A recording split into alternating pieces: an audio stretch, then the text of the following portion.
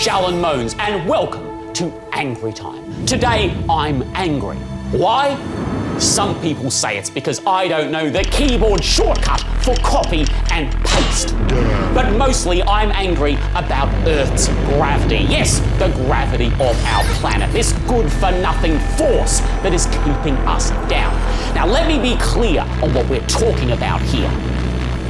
Earth's gravity is the force between us and the Earth's mass. And it holds us, my excessively large car, our increasingly polluted atmosphere, and the few remaining trees on the planet to the surface of said planet.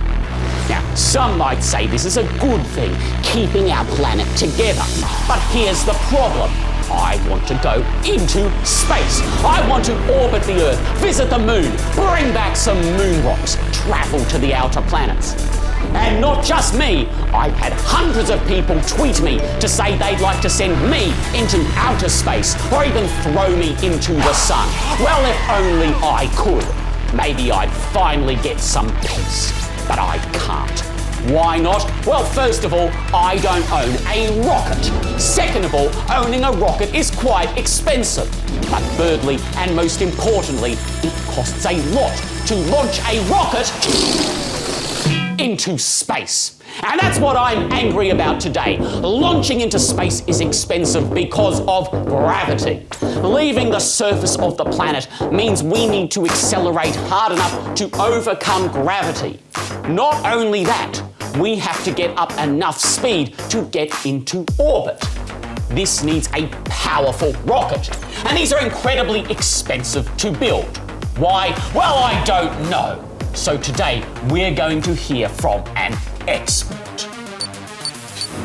Joining me in my expensive studio is Damien from STEM Punks. Damien, how do you justify charging hundreds of $millions per launch to launch a rocket into space? Isn't that just price gouging poor celebrities like myself? Well, rockets are incredibly expensive bits of material and equipment. So they have to be checked, they have to be tested, and all that costs money. It's not cheap. We have to make sure that safety is absolutely critical. No, look, I'm sorry. We've been going into space for a while now. Why haven't rockets gotten better and cheaper? Well, they are. We've got tourists into space for as few as a few $100,000. I know it's not cheap, but we're still going to get there. Well, this is all well and good, but I say the real problem is still Earth's gravity. How much does all that fuel cost to get into space? The fuel's not that bad. The fuel's less than 1% of the total cost, so it's relatively cheap, but we still got to get there. Still have to burn fuel to get there. Well, I say,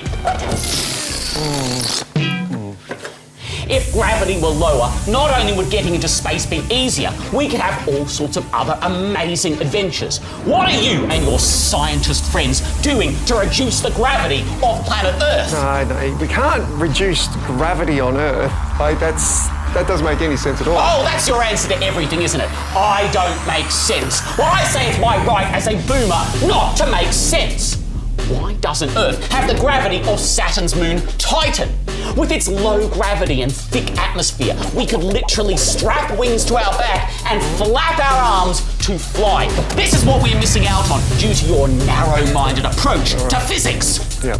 Well, I think you're being a little bit dense on this one. Oh, well, we're going to have to agree to disagree in that case. Now, I want all of you out there to start studying aerospace engineering and physics and figure out how to make space travel a part of everyday life. And don't give me your it's quite challenging arguments. It's not exactly rocket science.